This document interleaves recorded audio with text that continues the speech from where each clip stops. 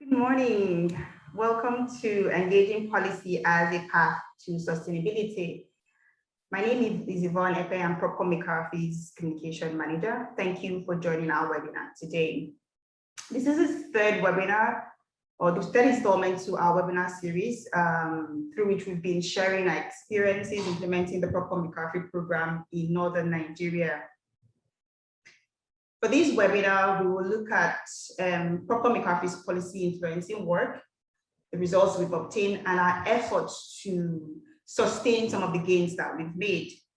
Previously, we looked at Propcom McCarthy's approach climate smart intervention, and as well as our utilization of technology to drive access to extension services and mechanization for rural farmers. But today we're going to be looking more at policy and advocacy and sustainability.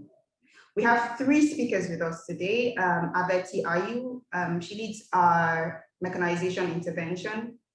Benga Ario, Benga is the technical lead for animal health intervention.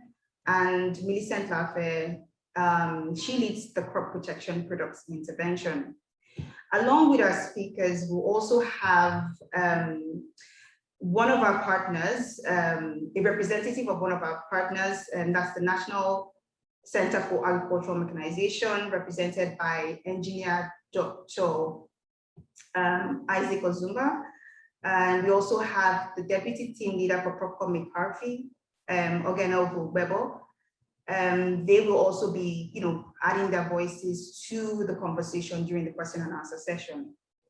Our webinar today will begin with a brief overview of Propcom McCarthy, and then we'll talk about how we approach policy facilitation, and then we'll look at policy engagements through the lenses of three of our interventions: mechanization, crop protection products, and animal health. And then we'll end the first session with some of the actions we believe other stakeholders should take forward. In the second part of the webinar, we will be handling or addressing some of the questions that you have following the presentation. So please use the question and answer feature to post all the questions that you have as the webinar is progressing. Right. I'm going to pass on to Ogenovu, who will take us through a summary of what Propcom has been up to over the years, just get us up to speed. Thank you again for joining us. Ogo, over to you. Thank you, Yvonne. Good morning, everyone. Thank you for joining our series of dissemination events to share 9 years of very rich experience that Propcom has had. To give you a brief overview of Propcom, Propcom is a UK aid-funded project. We use what we call the market systems development approach to drive growth in rural markets with a view to reducing vulnerability and poverty. When we started the project, it was implemented across the entire northern states. And in the last 3 years, we focused on the conflict-affected areas, the 6 northeast states, along with 3 northwest states, Kano, Kaduna, Jigawa. And our goal in engaging in the Northeast was to drive economic recovery within those regions, implement interventions that are climate smart to improve the resilience of smallholders within those areas, and then to also continue to facilitate inclusive business models, taking some of the successful business models we've worked with in other parts of Nigeria to those areas where it's possible. And then, of course, integrating women and vulnerable groups, especially people living with disability, into whatever models we've done. Within this last 9 years, we've implemented a number of interventions across multiple value chains. Most notable of them, we've categorized them into 6 markets. We've tried to facilitate growth in access to agricultural inputs. We've done the same for mechanization services, trying to build a market around service provision model, as well as drive financing for mechanization assets. And then we've walked around the offtake market, looking at warehousing, how to link farmers to premium markets, whilst, ensuring that that connection to understand market requirements is there. The work in poultry and livestock has been enormous, looking at access to animal health services, particularly in rural areas. And then, pivoting to look at climate smart technologies as the way to drive adaptability and mitigating the effect of climate change, as well as, looking at access to finance as a key driver of trade and value chain development. In this period, through the partnerships that we've worked with, we've reached over 1.2 million smallholders, whilst engaging with a large array of small businesses, including catalyzing, engagement at the rural level, last mile chains, and we've been able to leverage 85 million pounds in private sector investments. The next few minutes, we're going to be sharing with you, the work around policy. We've taken a problem-driven approach, to engage in policy, and within the value chains we've worked with, we've done quite a lot, from fertilizer, looking at the growth enhancement scheme, to seeds. And what we have presented today will be essentially the things that have worked.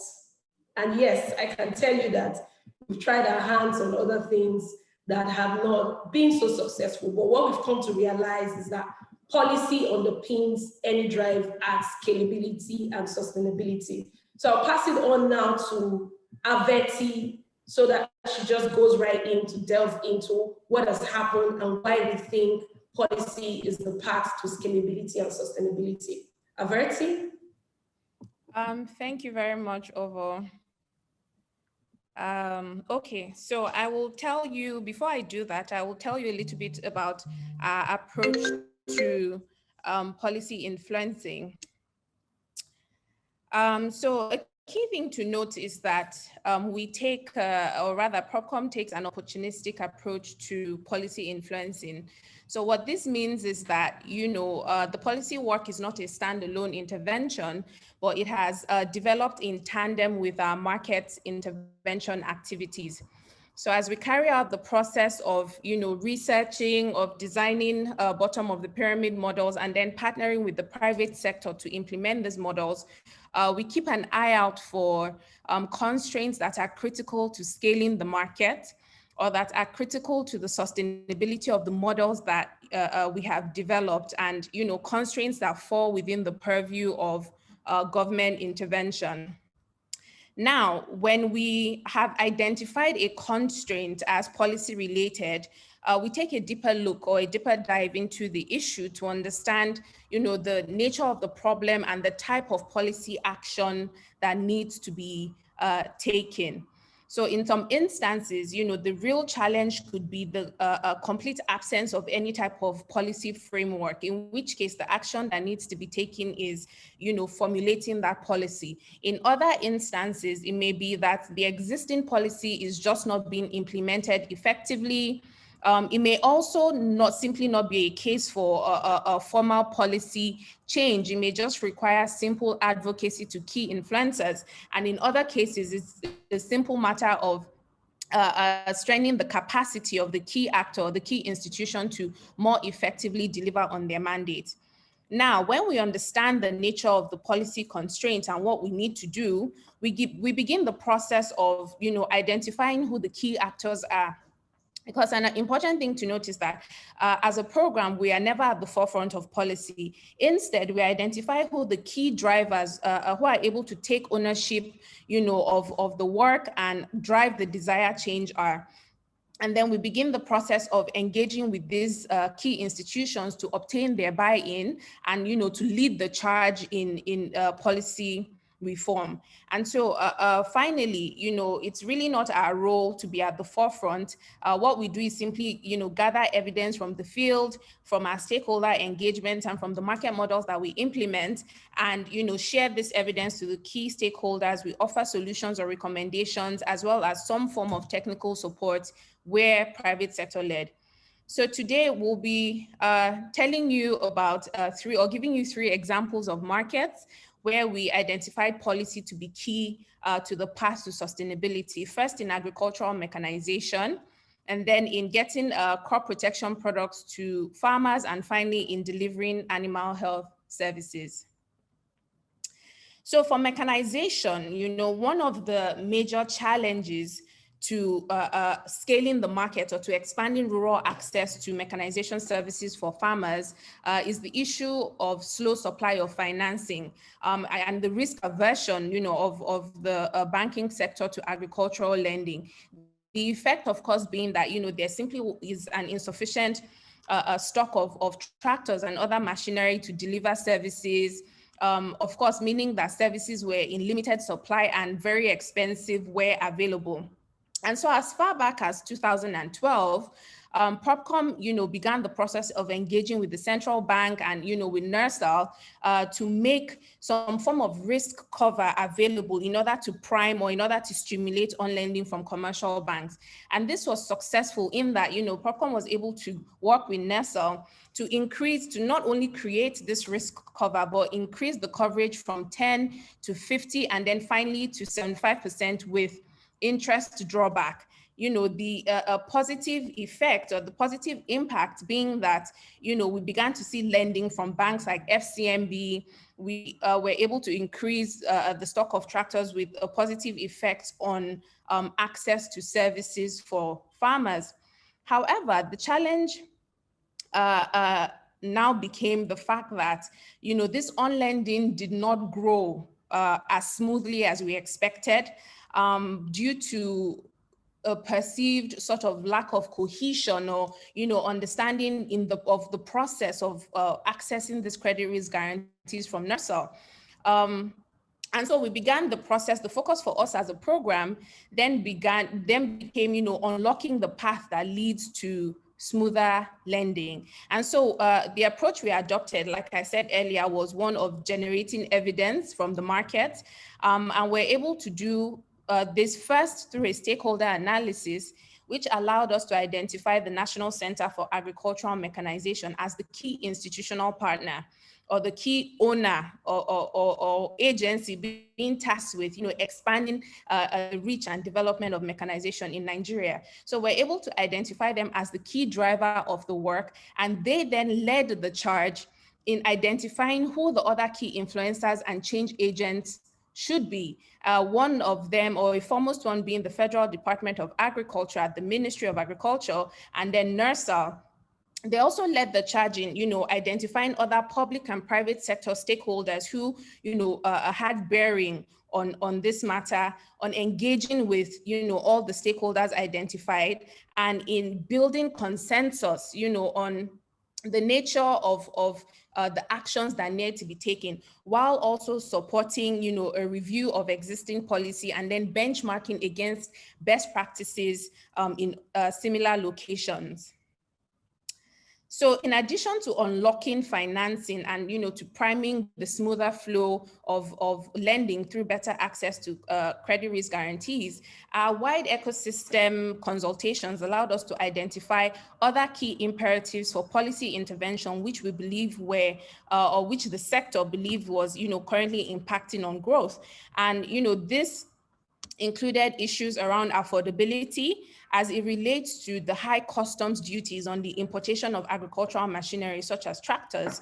It also related to, issues around breakdown and the inferior nature of some of the machinery that is being imported into the country due to the ineffective application of standards around importation and testing and certification of agricultural machinery before they come into the country. And then it also related to just a general gap or narrow focus of existing policy for the agricultural mechanization sector, which appears to currently focus really on land preparation and on tractorization. And so the imperative or the path to scale or the path to then creating sustainability for the sector And for this private sector models that we had going was first to, stimulate better access to credit risk guarantees, as well as diversifying the sources for accessing these guarantees beyond the one existing vehicle currently available. It also involved, taking a holistic approach to sector policy. So going beyond land preparation to look at mechanization across the agricultural value chain. And this was imperative in order to create a holistic enabling environment for private sector investment in the mechanization space. It also involves supporting NCAM being, the key institutional driver with, strengthening across a number of areas to more effectively, operate within the space. And then to a lesser extent, involved advocating for the reduction of tariffs in order to make tractors and other agricultural machinery more affordable.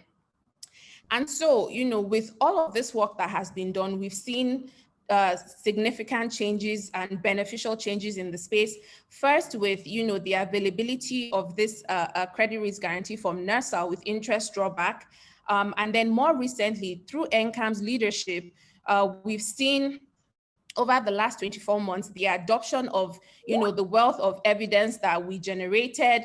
We've seen the Federal Ministry of Agriculture reconstitute the National Agricultural Mechanization Committee, and then revitalize discussions around a holistic sector policy, which birthed this draft document now called the National Policy on Agricultural Mechanization.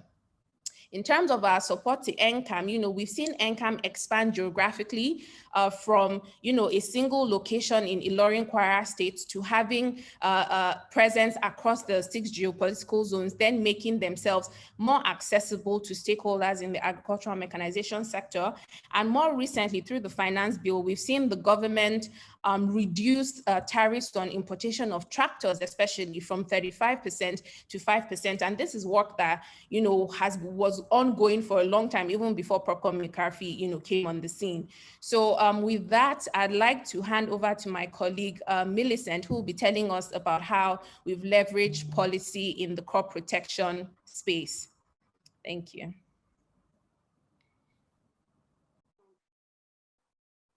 Thank you, Aveti.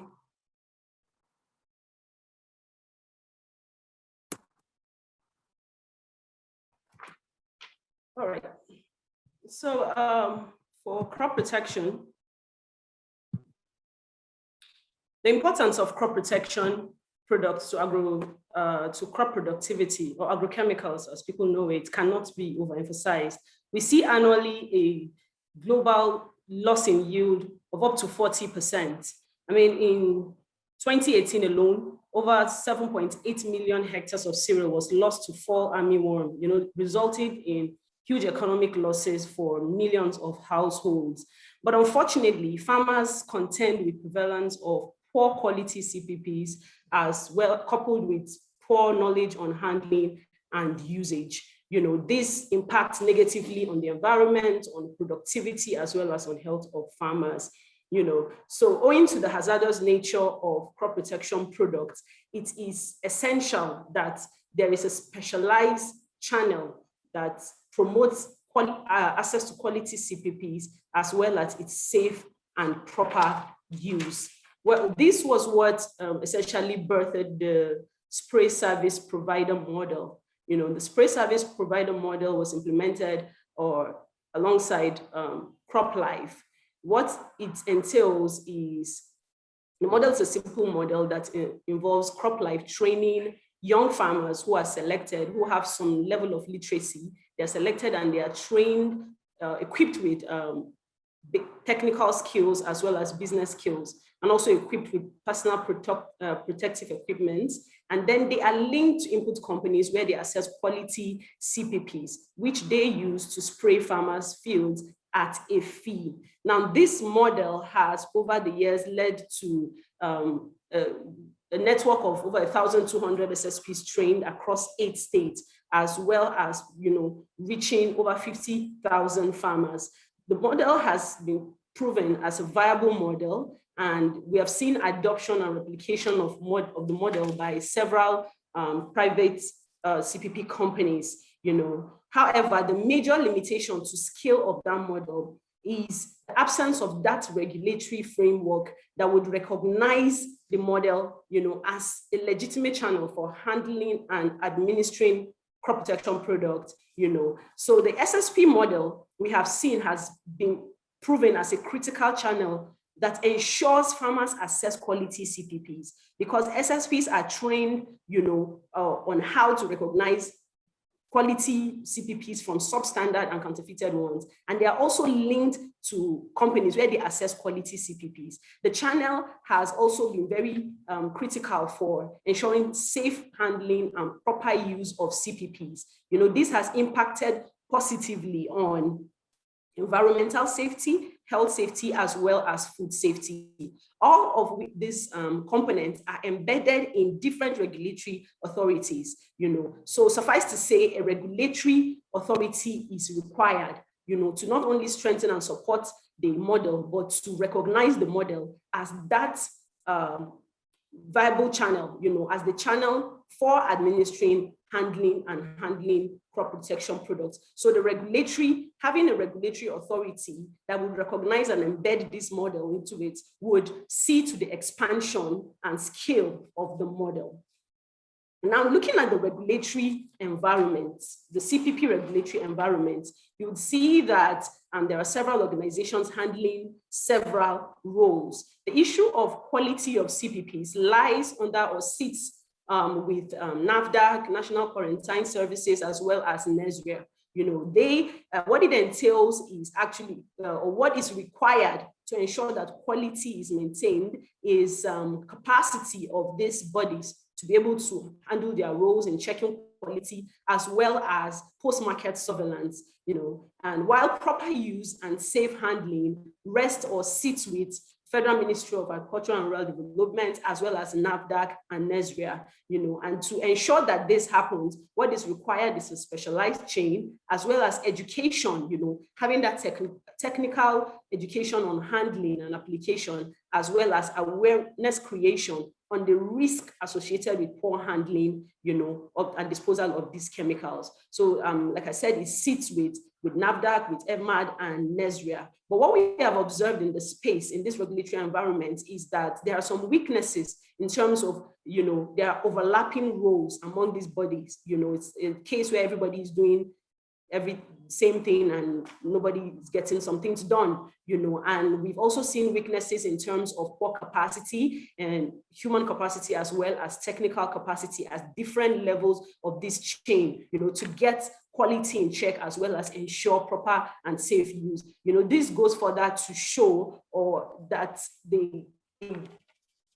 having a recognized last mile channel for handling these chemicals would go a long way, to addressing most of these things. Now, looking at this supply chain, we have recognized NSRIA as that body that has some roles that cuts across, some cross-cutting roles that would address some of these issues that we have identified.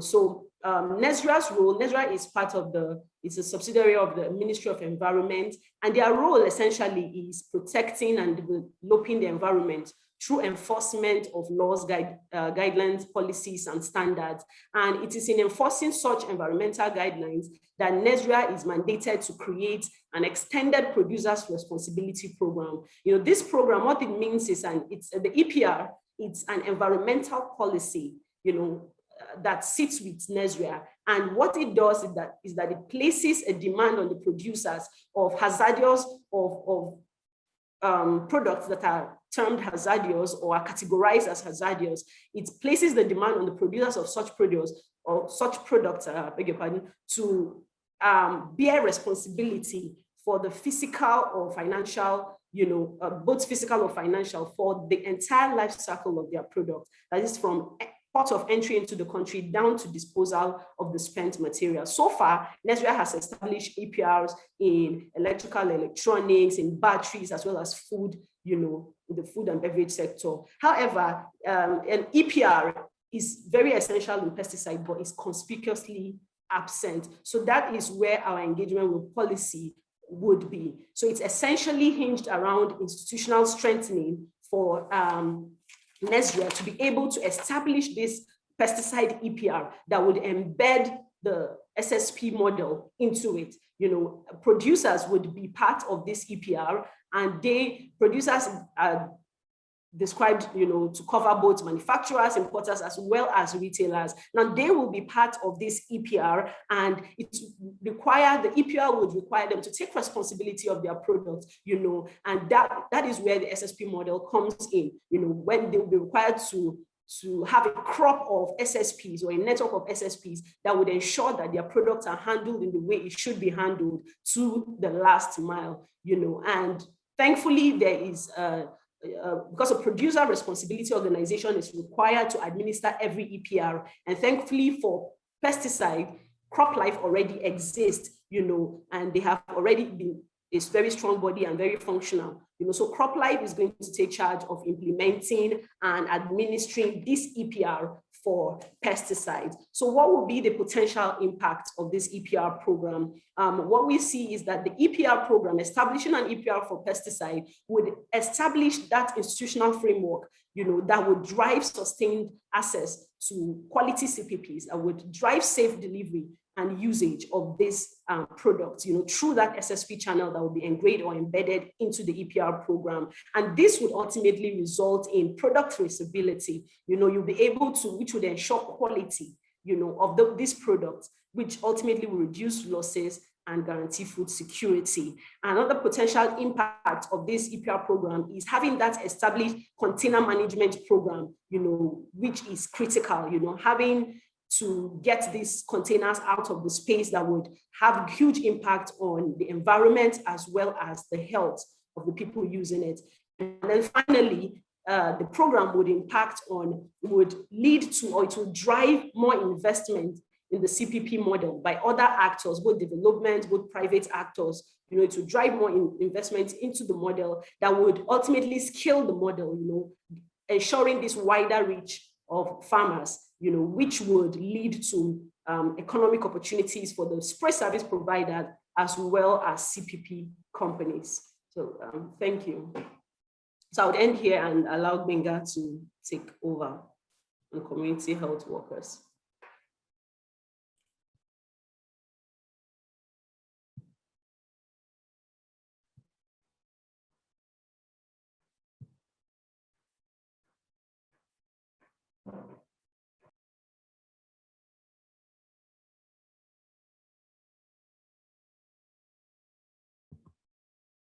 Hi, Benga, are you there? So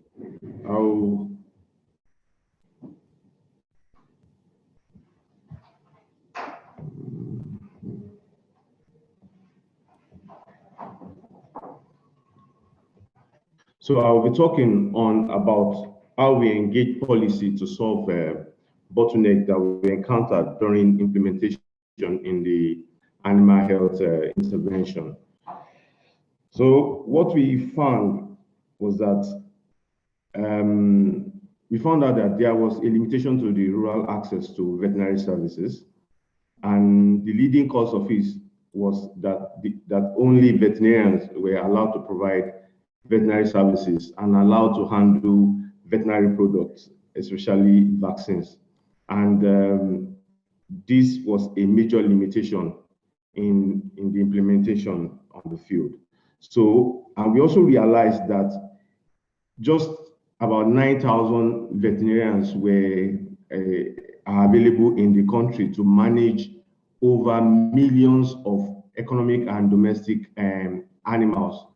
And this was a major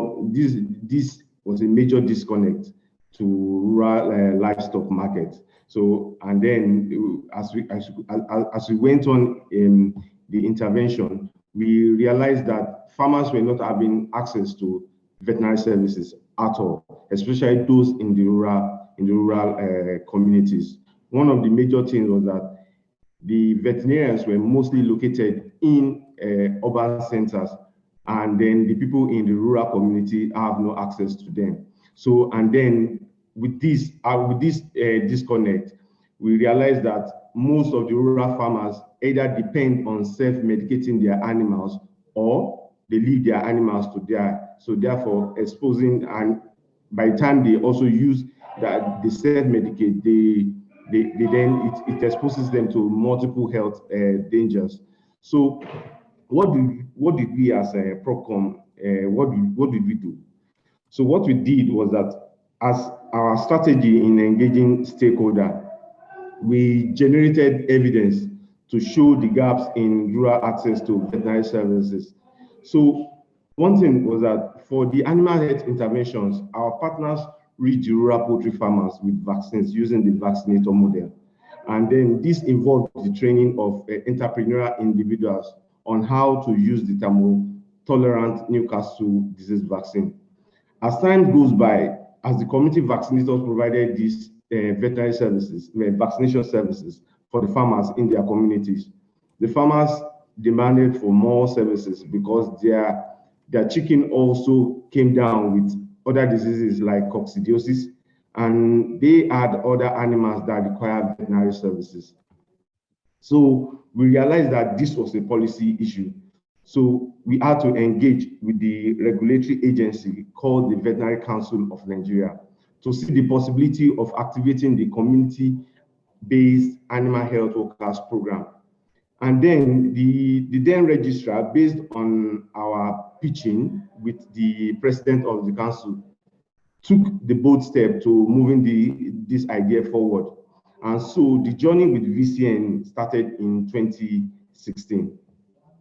So what did VCN actually do? So with PM support, the first thing was to review an existing curriculum. So VCN had developed a 3-page document curriculum for community animal health workers in 2006. However, concerns were actually raised.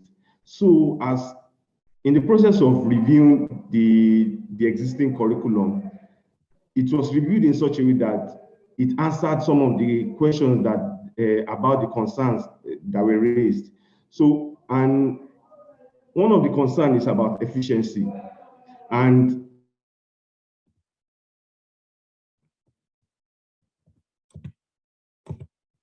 the program, the VCN made sure that the program itself is self-funding, in that anybody that wants to register to come in as a community animal, want to be trained as community animal worker, must pay a certain fee to be trained. Another gap that was also to be addressed was the issue around quackery. So the program was also based on ensuring that there is a supervisory framework whereby each community animal health worker is handed over to a supervisor who is also a veterinary doctor to provide support or supervise the activities of the community animal health worker. Another thing was around competition. So the roles of the community animal health workers were actually defined, and the limits were also set. And another thing was around disease reporting. And another thing, again, which was also major, was the fact that the state was the anchor for the program. So it was a state-driven program. So as this went on, having developed these materials, the council stakeholders were called to review the materials. And having done that, a larger gathering of different stakeholders were also facilitated for the material to be tested and ensure that it meets all these demand from other people that are talking about efficiency and quackery. So at the end of it all, the council members signed a communique, and there was a ministerial, the council signed it, and then the communique which the minister approved it for state implementation, and then it has been implemented over the years, over about 3 years now. So 7 states have adopted this program. States like Adamawa, Bauchi, Benue State, Borno, Jigawa, Kaduna, as stated here. And on the part of implementation, Jigawa, Kaduna State are both implemented, and also Borno State too. And INGOs like FAO are some of the international organizations that are actually leveraging this program to reach to actually meet some of their some of the demands. And another one is the private sector leveraging. So two major organizations, Ambuvet Consult and Tropical Poultry Services, have both implemented this program in Kaduna State and Jigawa State.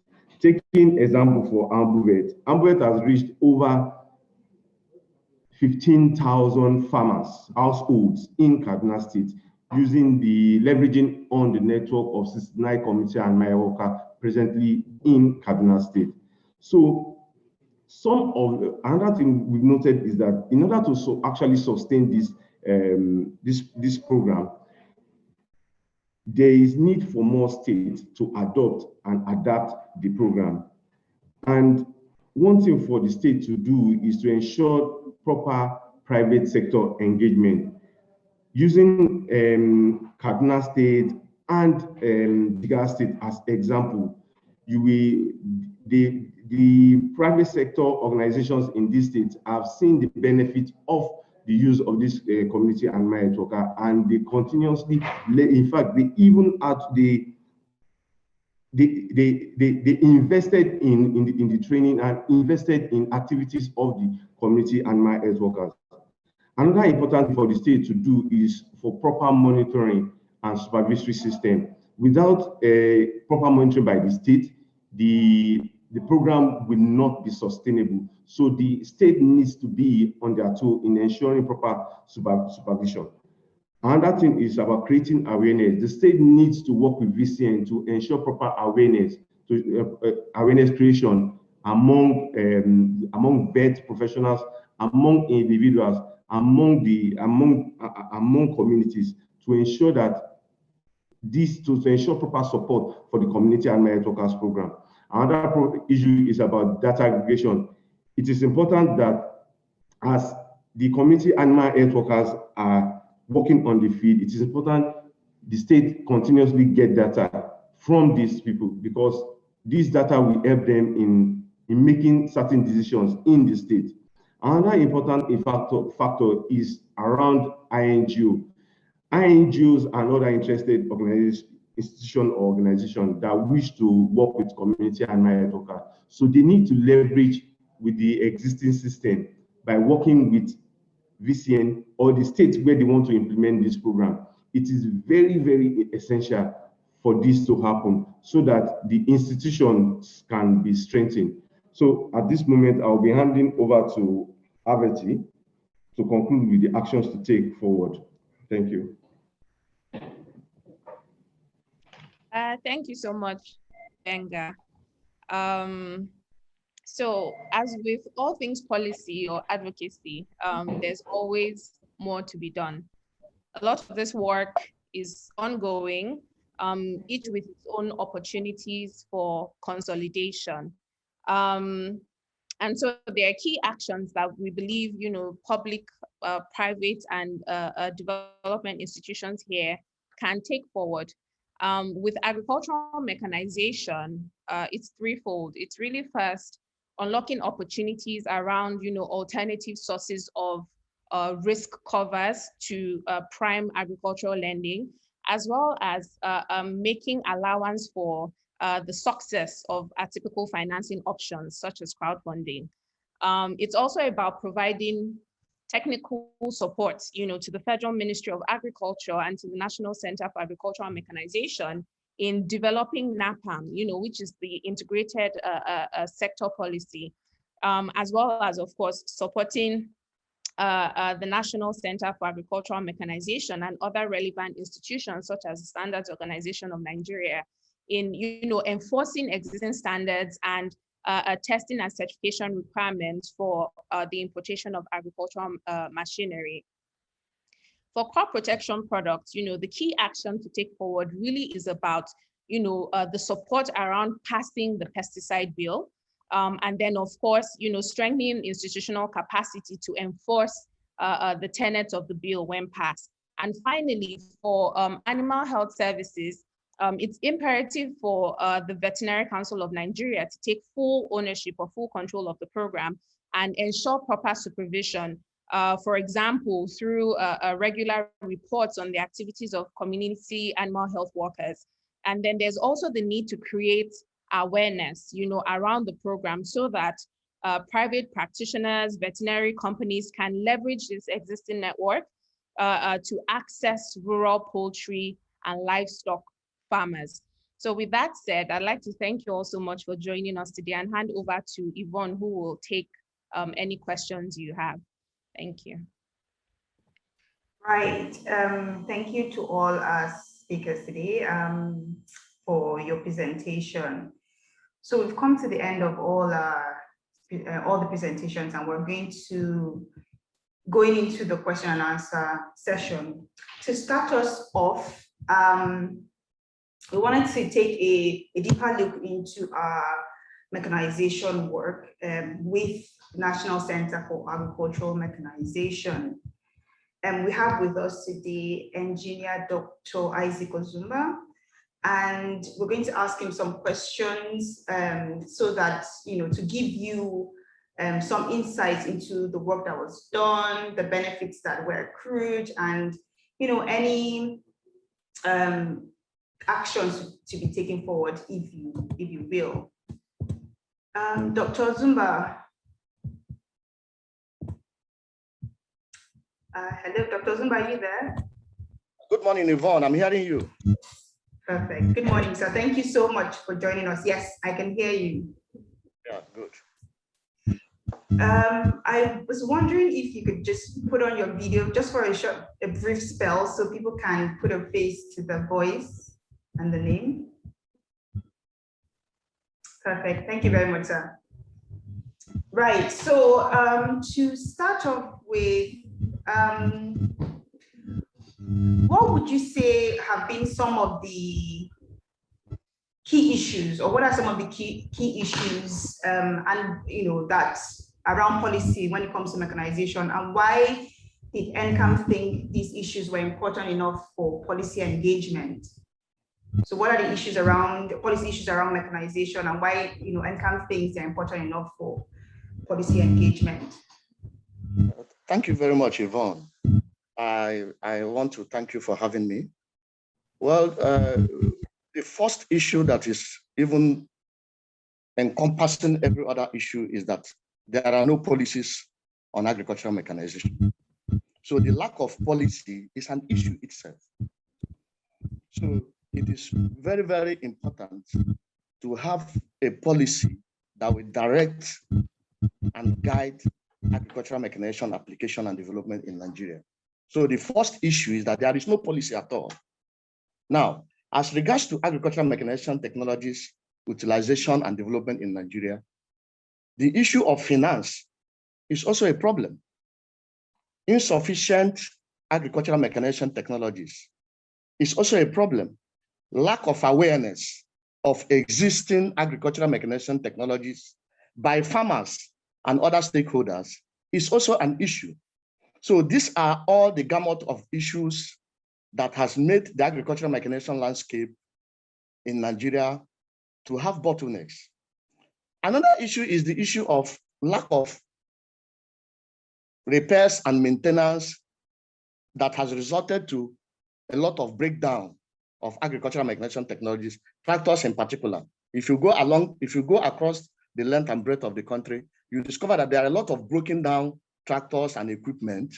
And these are issues that need to be addressed, even through policy.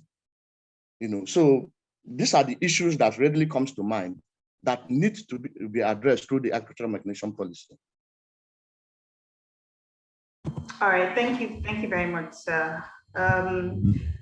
So the next question would then be, have the outcomes of your engagement with us been beneficial to NCAM? And, generally, do you think the collaboration that you did with Propcom has it been beneficial generally in addressing those policy issues first? Yeah. In addressing those policy issues, and then, we'll talk about NCAM.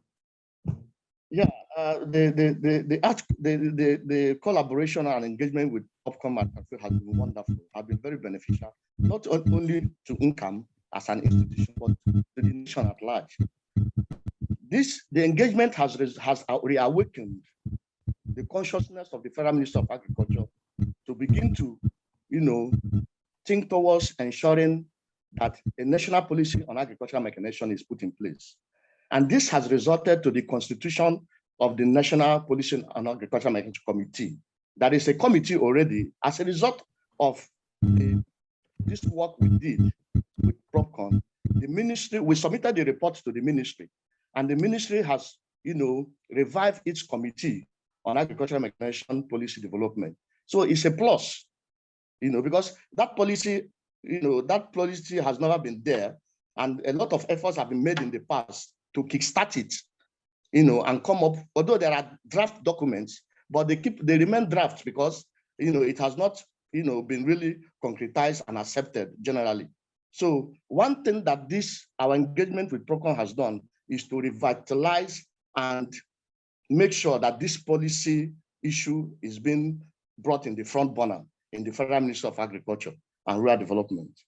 Another thing is our engagement with Propcom also has really created awareness, a lot of awareness by stakeholders of what NCAM is, what NCAM does, and what NCAM should be doing. So we have been able to, make ourselves available, and all the stakeholders in the agricultural mechanization landscape are now aware of what we do and the things we are not doing that we should be doing right, and the things we are doing right that we should do more. So these are some of the areas that this engagement has really assisted the nation and NCAM in particular. Perfect. Thank you very much, sir. Right. So what would you say going forward are some of the key imperatives or key actions that you think will be needed for holistic policy and access to guarantees to make it a reality, basically? So what are some of those actions that you think will need to be made to ensure access to guarantees organization? The access to, you are talking about access to credit guarantee, credit risk. Yes. Right. Yes. Well, one of the things that will need to be done is, banking is a business, and anybody who wants to invest in agricultural mechanization equipment or technologies, by giving loan, should be sure of what is actually going into. So there is this need of making sure that the tractors and equipment that will be guaranteed are those that are certified and tested, that will be suitable for the agroclimatic, condition of Nigeria.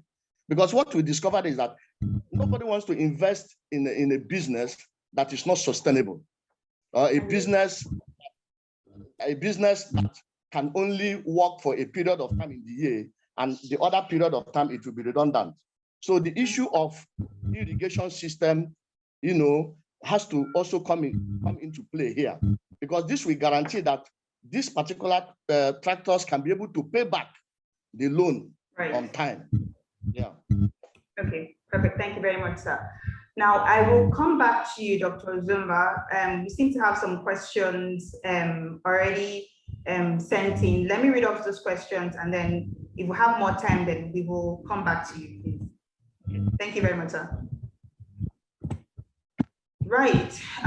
So a few questions have come in already, and the first one I'm going to read out is says, while financial institutions are not considering tractor itself as a collateral security apart from equity, can the land holdings of the beneficiaries be considered as a tool and given value? I'll take that again. While financial institutions are not considering tractor itself as a collateral security apart from equity, can the land holdings of the beneficiaries be considered as a tool and given value? Now, this question sits very much on Averty's table, but Dr. Zumba, you can zoom in, you can, chime in if you have, any insights on this question as well. Averty, anything? Hi, Yvonne. So that's, I'm more inclined to say perhaps that's a question for the banks to answer, but my understanding, yes, my understanding is that, there are issues around land tenure and land ownership, especially for smallholder farmers, that makes the question of using land as collateral a bit tricky. The other side to that coin is that, for us at Propcom, we tend to push the model that we have promoted so far is not one that sort of makes allowance for the land owned by beneficiaries to be used as collateral. It's very much a cooperative ownership model that then, places economic value on the assets, and that's why, it became imperative for there to be a risk cover available. And I believe, if Dr. Ozumba will recall, from a lot of the stakeholder consultations we had, there was a perceived aversion to using land as a collateral. So while banks will take it, there was always still that request for some sort of a cover from a NERSAL or from the other alternative sources were available. So I'll say the focus really very much is on guarantees. Perfect. All right, thank you. Dr. Zuma, did you want to add anything to that question? Avati has really hit the nail on the head, because if you look at the level of our farmers in Nigeria, they are all small farm holdings, maybe 1 hectare, 1.5 hectare, and for you to be able to apply mechanization, you really need to bring them together, as a cooperative. So it's difficult to use their land as collateral, because the service providers that are really seeking for this loan to be able to provide mechanization services to farmers are not actually owners of the land. They rent services, they rent that service. So it's difficult to use land as a collateral, like you said. All right, thank you very much, sir. Somebody is asking, is there any alternative for getting CRGs, credit risk guarantees, apart from NERSAL? Avati, again? Yes.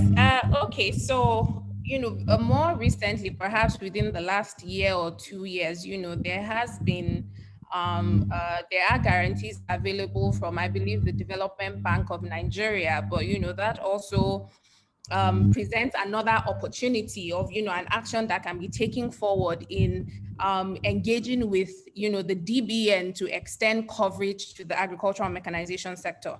But for now, in terms of a developed a framework or tool for agricultural financing, it really is just NERSAL, which is, the Nigerian incentive-based system for a risk-based system for agricultural lending, NERSAL. So yeah, those are the two options at the moment. Right. Okay. Thank you. Right. So we have here: do the financial institutions consider NCAM certification as a tool for funding?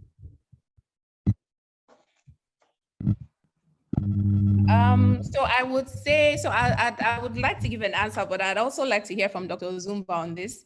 I think I would say less a tool and more an instrument. It has more to do with confidence. Like he said, if a bank is going to finance an asset, aside from the fact that they want to see a productive model, that convinces them that, like, you're able to pay back on the assets, they also want to make sure that it's, a quality certified asset, that would be fit for purpose or productive to service the loan that you're taking out. So I think, I believe with NCAM certification, again, let's not forget that NCAM is the National Center for Agricultural Mechanization. They're the only agency in Nigeria with that mandate to certify agricultural machinery. So I believe that when a bank sees certification from NCAM, it builds or increases the level of confidence to offer financing. But I can see Dr. Ozumba nodding his head vigorously, so I would like to give him the opportunity to speak. All right. You see, like you said, and all of us know, the National Center for Agricultural Mechanization has, by mandate, the right to certify and test and certify tractors and equipment.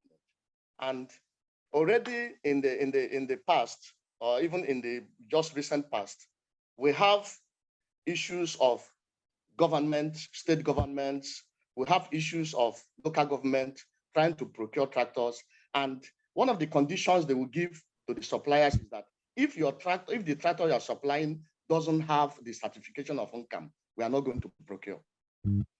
So if state government and local government can go this far, so the issue of NISAL or the lending institutions not accepting NCAM certification for loan will not arise, because the essence of the loan is to procure the tractor to be able to pay back the loan. So if the machine they're procuring is not certified, then there's every tendency that they may not meet the loan repayment obligation. So any institution, any bank that is willing to give loan to tractor agricultural mechanization service providers that requires some certification, we definitely get it, so that it will be a backbone for them to rely upon to be able to give loan, to these people. So our certification is acceptable. Let me say it that way. It's acceptable and can stand, for the people seeking loan from banks. So it's not an issue that is debatable. Perfect. Thank you, Dr. Zumba. One more question here. What is the current finance model worked upon for mechanization, if any bank is doing? I'll take that again. What is the current finance model for mechanization? And is there any bank that is using it? Essentially, that's the question. Abaji, do you want to quickly take this? We're running out of time. Okay, I think that's for me as well. I'm not 100% clear on what exactly this is asking in terms of the finance model, but I believe it's still very much business as usual. So it is still financing based on the availability of some form of risk cover. In terms of interest rate, I think is still very much in the 20 to 30% range. And it is still predicated on the availability of a risk cover. So it's really very much business as usual, which again is why, the discussion around the importance of guarantees remains core in terms of improving access to the existing guarantee, as well as diversifying the sources available for guarantees, while also looking into our typical financing models that, help us to overcome these bottlenecks around traditional financing. Perfect. Thank you, Abati, for that. Thank you, Dr. Uzumba, as well. I'm going to hand over now to our Deputy Team Leader, Ogene Ubo, to wrap us up because we're quickly losing time. We've just got 1 minute left to go. So over to you, please. Yeah, just to especially thank you for being part of this. There are a few key points we would like to highlight from this meeting. That the setting policies, regulations that underpin any growth or expected growth in a sector. The external environment has everything to do with how the actors in the sector respond to opportunities. So we would like to say this to development partners in this meeting that, market system development programs should not shy away from engaging government. Looking at the three projects or interventions that we presented today, you could tell from the conversations that have been going on that we have only scratched the surface. And the reason it looks that way is the fact that the environment is dynamic. When we went into mechanization, it seemed like it was just about getting NISAL to offer credit risk guarantee. Right now, we're at a point where there's a bigger policy requirement and expectation, and it does need the collaborative effort of all stakeholders. One, to help the actors in the space understand how to engage NISAL, to drive on lending. With crop protection products, it's really about institutional strengthening for NESRA, helping NESRA get that extended producer's responsibility upstream. If the extended producer responsibility is on board, developed, and they have the resources to drive this, it means that access to safe, quality, and proper disposal of the waste from agrochemicals will happen. And it means that the spray service providers network will continue to grow, guaranteeing proper handling and minimizing the externalities that result from poor use and disposal of agrochemicals. The final one, which is on animal health. We cannot overemphasize the big gap that exists in rural veterinary access. We only started with trying to get Newcastle vaccines to smallholders. But the bigger issue there is that every household has a small number of livestock that they depend on, especially during the lean period. These were in the hungry months already. They trade this livestock, but those livestock is threatened by the absence of veterinary access. And the power sits with the Veterinary Council of Nigeria, as well as the State Department of Veterinary Services, to drive a system that allows for access to quality services at the grassroots. It is the Community Animal Health Workers Network. So this call is, we're passing the baton on to these states to recognize the economic losses in the absence of the Community Animal Health Workers Program in the states, to recognize, the missed opportunity in gathering disease surveillance, in better directing resources to diseases, that are prevalent in certain locations in the absence of the community animal health workers. And for development partners, it is better to build institutions and strengthen institutions than to create parallel structures. The Community Animal Health Workers Program exists. Engage the Veterinary Council and engage the states where you're concerned about access, and strengthen the institutions that have been created. We would, we have materials. We are ready to speak to anyone who wants to speak with us.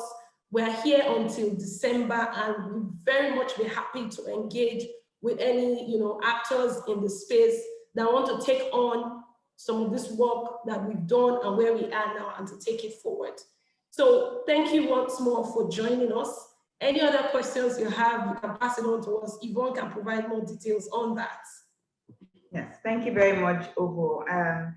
A very big thank you to our speakers, especially Engineer Isaac Ozumba. Thank you so much for giving us some of your time today. And thank you to our participants as well for joining us. We appreciate you. The recording and the slides for this webinar will be available on our website in 24 hours. The link is on the screen. I will also put it in the chat space, and then I'll also put a link for you to give us some of your thoughts, give us some feedback on the webinar as well. It'll help us improve future webinars. Finally, we have one more webinar that's coming on this week on Thursday in collaboration with the BIM Exchange. Again, I will put a link in the chat box for you to register if you're interested in that. The webinar will be looking at how we've used unconventional or atypical channels to improve access or drive economic recovery in the conflict regions that we implement in. And thank you very much, and do enjoy the rest of the day.